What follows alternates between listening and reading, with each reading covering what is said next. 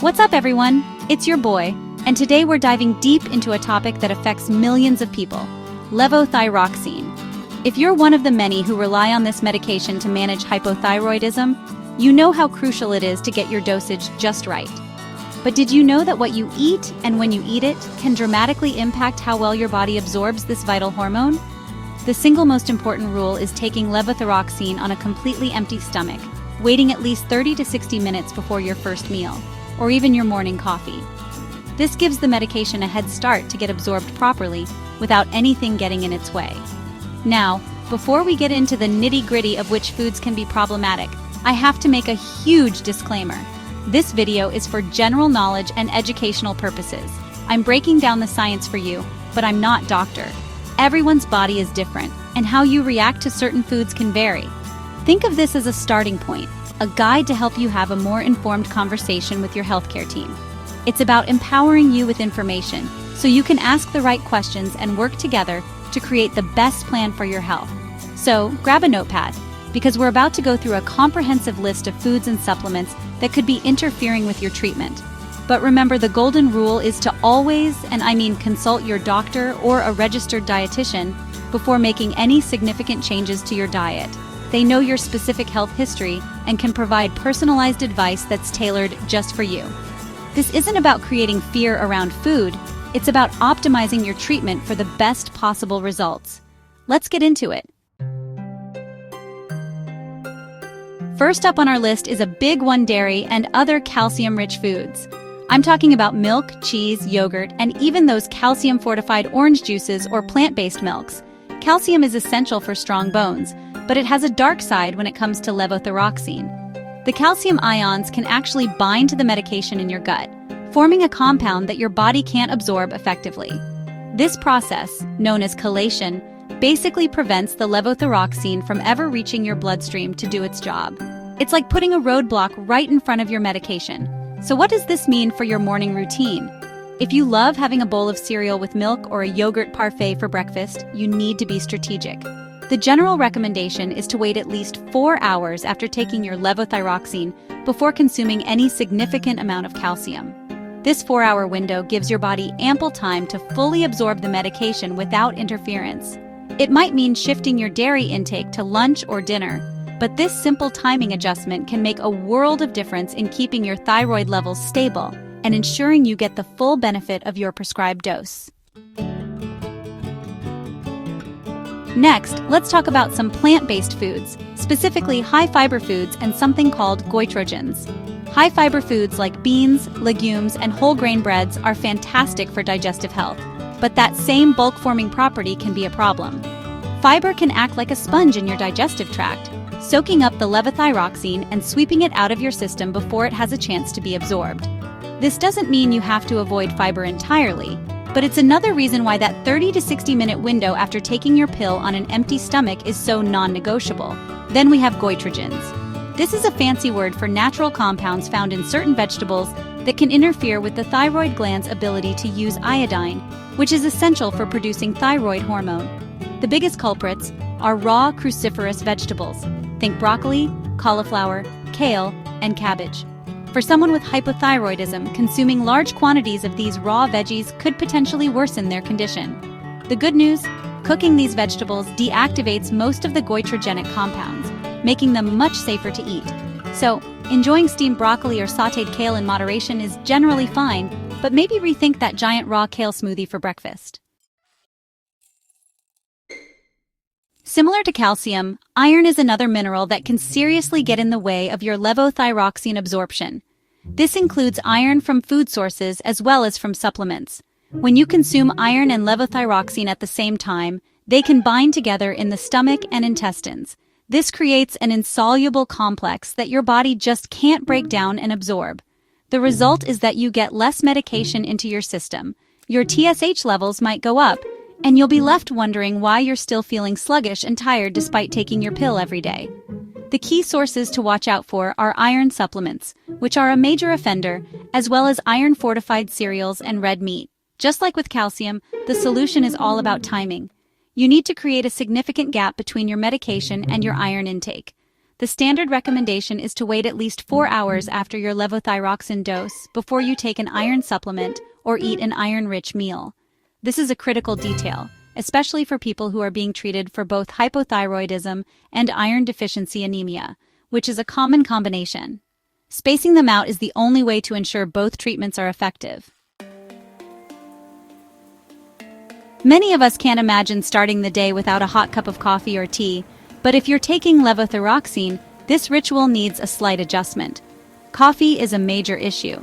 Studies have shown that drinking coffee within an hour of taking your thyroid medication can reduce its absorption by up to 40%. That's a massive drop. The acidity and compounds in coffee seem to speed up how quickly things move through your intestines, not giving the pill enough time to dissolve and be absorbed in the right place.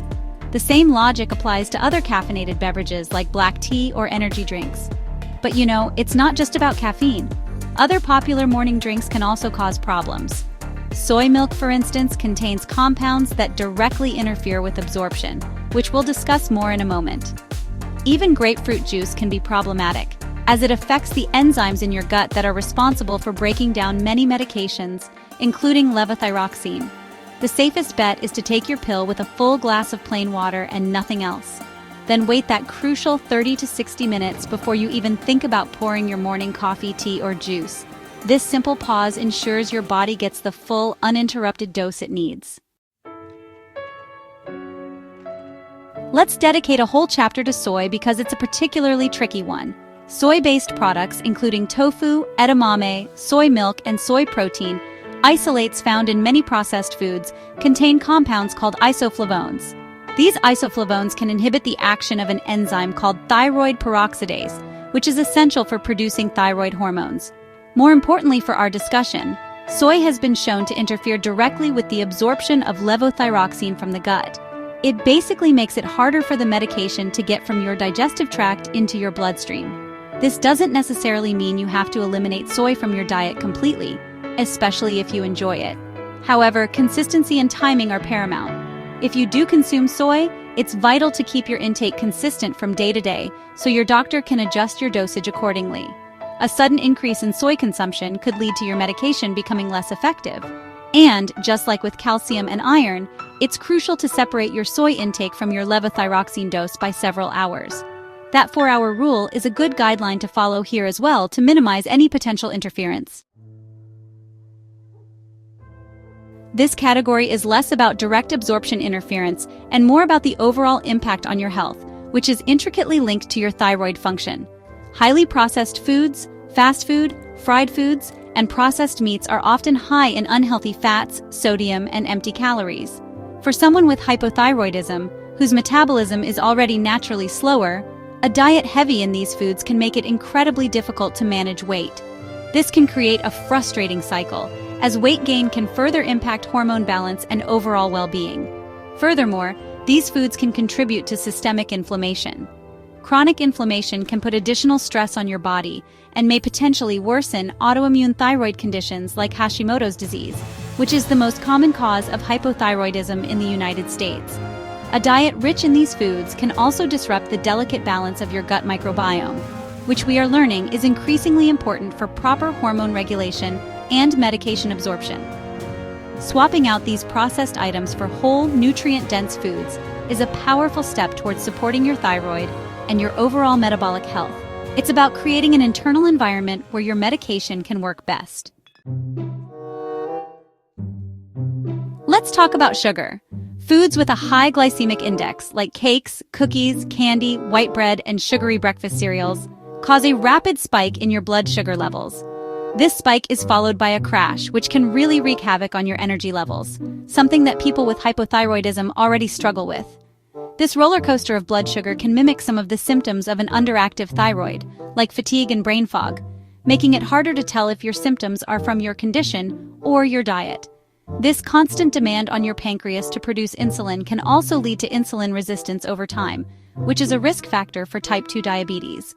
There's a known link between thyroid dysfunction and problems with blood sugar regulation, so managing your sugar intake is extra important. A diet high in sugar can also contribute to unwanted weight gain, which, as we've discussed, is a common challenge with hypothyroidism. Focusing on low glycemic carbohydrates from whole foods like vegetables, legumes, and whole grains can provide more stable, sustained energy and help keep both your weight and blood sugar in check. We've already touched on iron and calcium, but it's worth dedicating a section to supplements in general because they are a huge source of interference.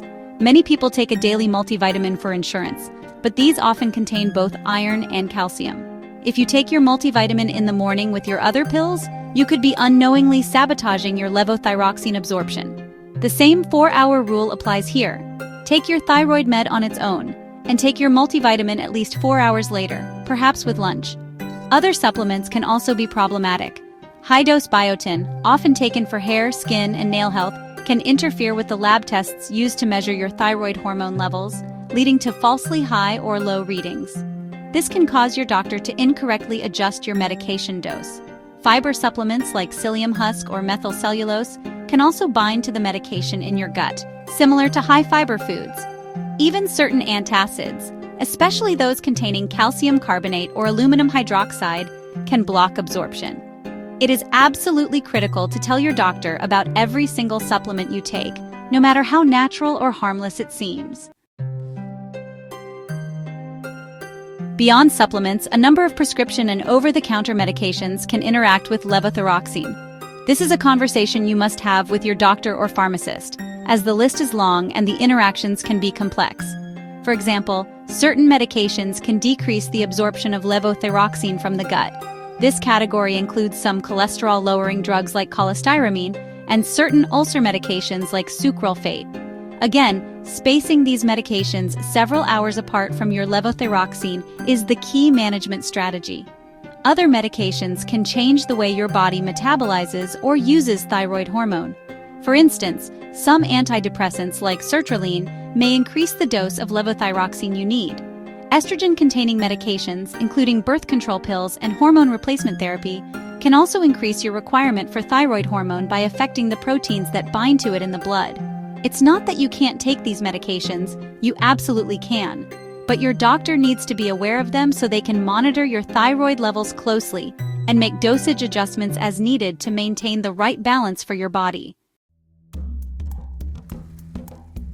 In the world of wellness, there's a lot of buzz around herbal supplements and natural remedies for thyroid support. While some may have benefits in other contexts, they can be risky for someone on levothyroxine. Take ashwagandha, for example. It's an adaptogen that's popular for stress relief, but some evidence suggests it may increase thyroid hormone levels. If you're already taking levothyroxine, adding ashwagandha could potentially push you into a state of hyperthyroidism with symptoms like anxiety, heart palpitations, and tremors. Another one to be extremely cautious with is kelp or any seaweed-based supplement. Kelp is incredibly high in iodine. While iodine is necessary for thyroid function, too much of it can be just as bad as too little, especially for people with autoimmune thyroiditis like Hashimoto's. A sudden large intake of iodine can actually shut down thyroid hormone production or trigger inflammation. The bottom line is that natural does not equal safe. These supplements are not regulated by the FDA in the same way as medications, and their effects on your hormone balance can be unpredictable. Always discuss any herbal remedy with your doctor before you start taking it. Alright, that was a lot of information, but I hope breaking it down chapter by chapter helps you understand the bigger picture. Managing hypothyroidism isn't just about popping a pill every morning. It's about creating a lifestyle that supports your treatment. From the timing of your coffee to the supplements you take, these small details add up and can have a major impact on your energy levels, your metabolism, and your overall quality of life. The goal here is to empower you, to give you the knowledge you need to be an active participant in your own healthcare. Remember, and I cannot stress this enough, this video is for educational purposes only and should never replace a one-on-one conversation with your healthcare provider. Please do not make any changes to your diet, supplement routine, or medication schedule based solely on what you've heard here today. Use this information as a springboard to have a more detailed and productive discussion with your doctor or a registered dietitian. They are the experts who can look at your specific lab results, your health history, and your lifestyle to give you the personalized guidance you deserve. Everyone's journey with thyroid health is unique. What works for one person might not work for another, and your needs may change over time. Stay curious, ask questions, and continue to work closely with your medical team. They are your best resource for navigating this complex condition. Thank you so much for watching and for taking the step to learn more about your health. Be well, and I'll see you in the next video.